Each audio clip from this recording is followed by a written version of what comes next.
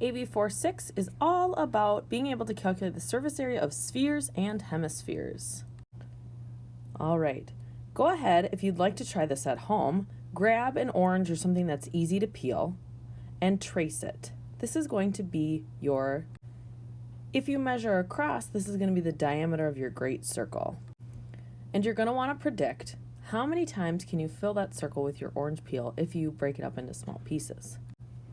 And when you do this, you should get about 4. Now you may get more, you may get less. Your orange is not perfectly a perfect sphere, but it should be around 4. What this means is that the surface area of a sphere equals 4 times the area of the great circle. And let's remember that the area of our circle is pi r squared. So in other words, our surface area is equal to 4 pi r squared for our sphere. So then how does this relate to the surface area of a hemisphere? And you may want to right away jump to the idea of just cutting it in half, so going from 4 to 2, but it doesn't quite work that way for hemispheres because we have to consider that we have, that bottom piece of the hemisphere, the part that it's actually sitting on.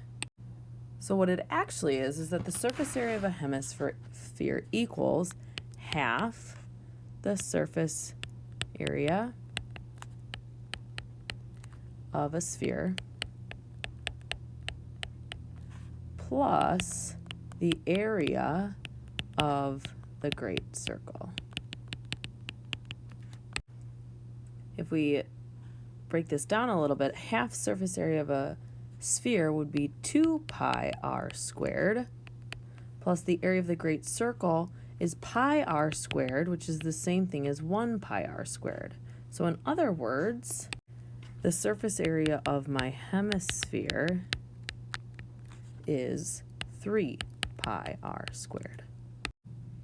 One thing to caution you on is if I have a cone with a hemisphere on top and we're asked to find surface area, for the hemisphere, we would actually just use the 2 pi r squared for the hemisphere because we are not trying to get the area of this great circle as it's not actually part of the surface area.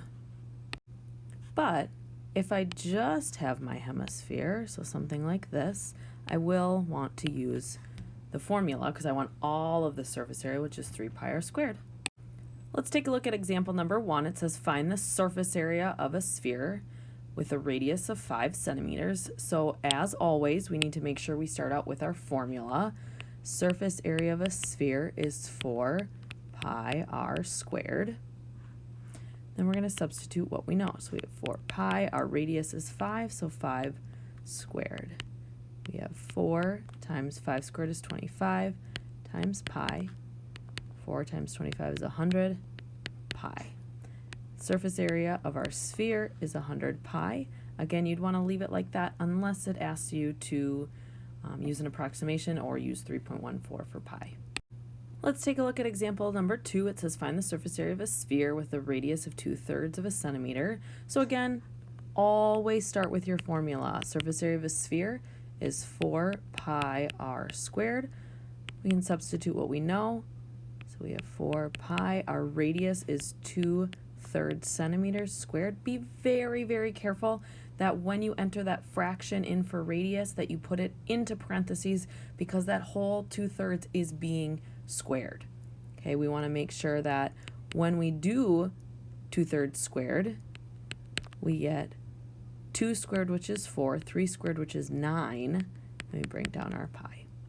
So here we can do 4 times 4, which is 16. 1 times 9 is 9. 16/9 pi centimeters squared is our surface area.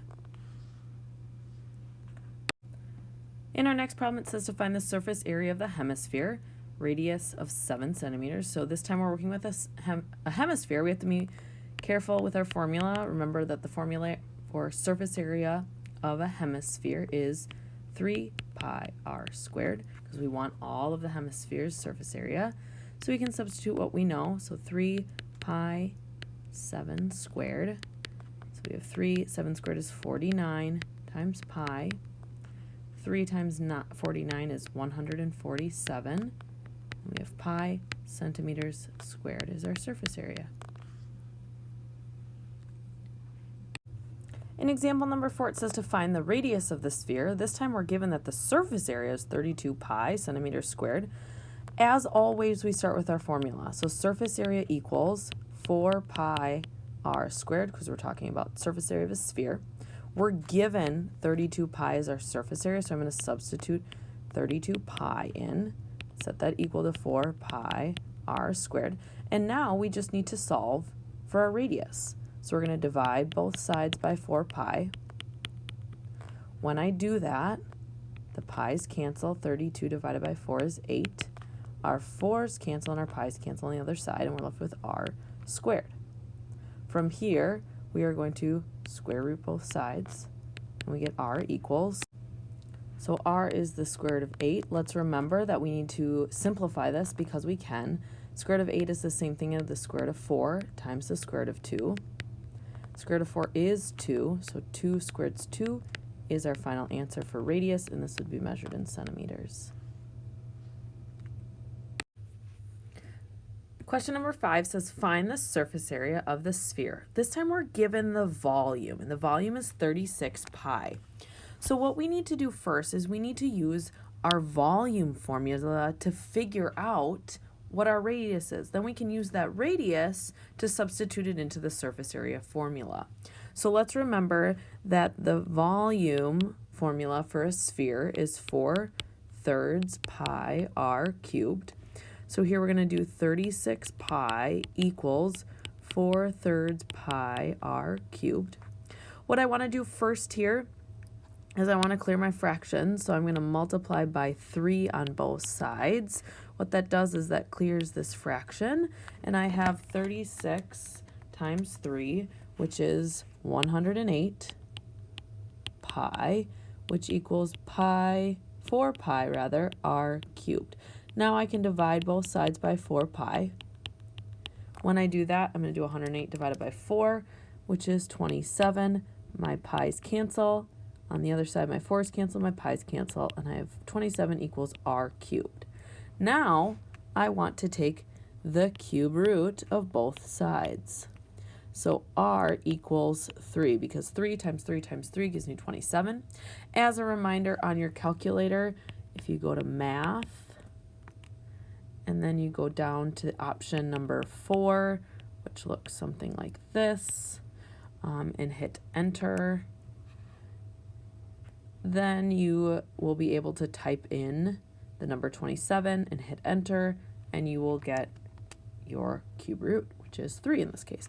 Now that we have our radius, we can use our surface area formula, which for a sphere we know is 4 pi r squared, and we substitute our radius. So surface area equals 4 pi 3 squared. So we have 4 times 9 times pi. 4 times 9 is 36. So we have 36 pi for our surface area, and this would be centimeters squared. You may notice here, hey, interesting, the volume and the surface area is the same. That was just a coincidence here. That is not always going to happen.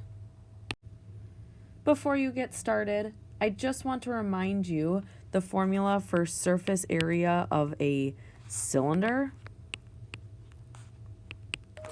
Let's remember that it is the area of the rectangle plus the area of the two bases that we have on a cylinder. And so that is 2 pi r times the height plus 2 pi r squared. You will need this formula or part of this formula for a compound figure that you have on today's practice problem. And you need to make sure you consider in the practice problem what part of the cylinder you actually need.